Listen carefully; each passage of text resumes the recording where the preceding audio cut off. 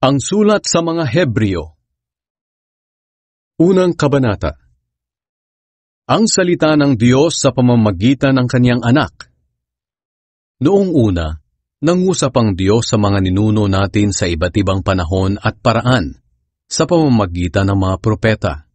Ngunit nitong mga huling araw, nangusap siya sa atin sa pamamagitan ng Kanyang anak. Sa pamamagitan niya nilikha ng Diyos ang sanlibutan. At siya rin ang pinili niyang magmay-ari ng lahat ng bagay. Sa Kanya makikita ang nagniningning na kadakilaan ng Diyos. At kung ano ang Diyos ay ganoon din siya. Siya ang nag-iingat sa lahat ng bagay sa mundo, sa pamamagitan ng makapangyarihan niyang salita. Matapos niya tayong linisin sa ating mga kasalanan, umupo siya sa kanan ng makapangyarihang Diyos doon sa langit. Mas dakila ang anak ng Diyos kaysa sa mga anghel.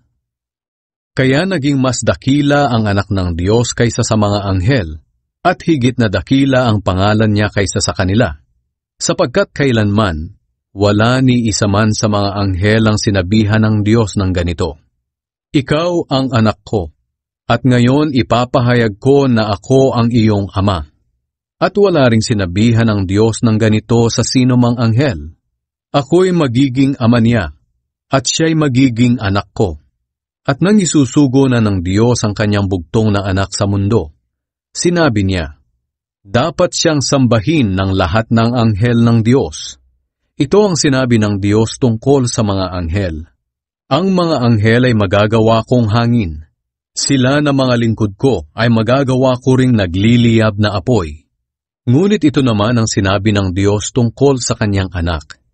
O Diyos, ang kaharian mo ay magpakailanman, at ang paghahari mo'y makatuwiran.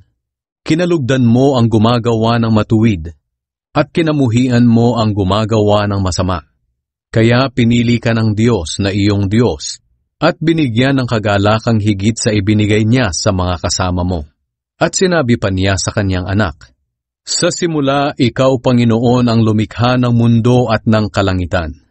Maglalaho ang mga ito, ngunit mananatili ka magpakailanman. Maluluma itong lahat tulad ng damit.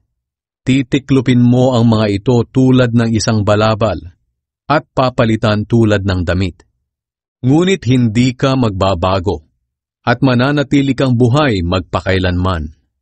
Kailan may hindi sinabi ng Diyos sa sino mang anghel, "Maupo ka sa kanan ko, hanggang mapasuko ko sa iyo ang mga kaaway mo." Kung ganoon, ang mga anghel ay mga espiritong naglilingkod lang sa Diyos at sinusugo niya para tumulong sa mga taong tatanggap ng kaligtasan.